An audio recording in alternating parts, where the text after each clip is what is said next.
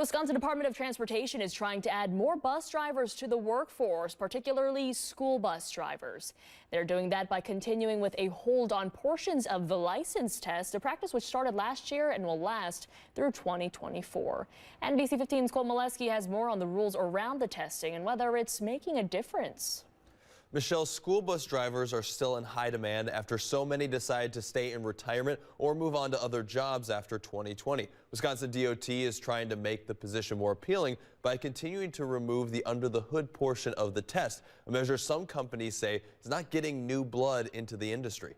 A number of items had been going on to try and encourage people to come back to the school bus industry. For Wisconsin DOT, the effort took the form of changing the test. The federal government did say, okay, we're in this crisis. We're trying to attract more school bus drivers.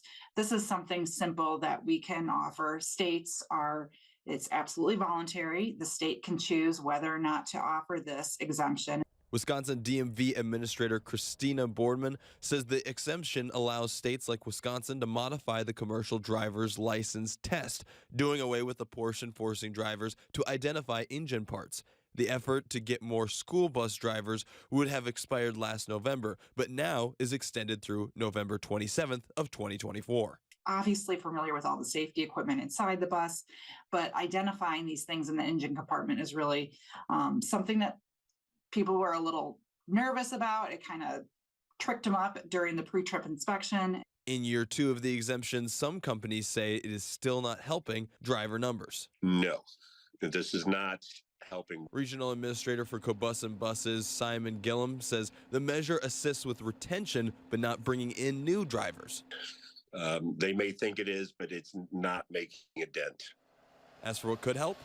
Well, if there is, we haven't thought of it, and we've thought of a lot so far, using all avenues to recruit. However, I'm also told some companies still require the testing so their drivers can do more than just drive school buses. Wisconsin DOT says 69 drivers used the exemption between January and September of 2022 to get a school bus license. Cobusson says they appreciate the effort to bring in more drivers, but it just is not moving the needle. In studio, Colt Molesky, NBC 15 News.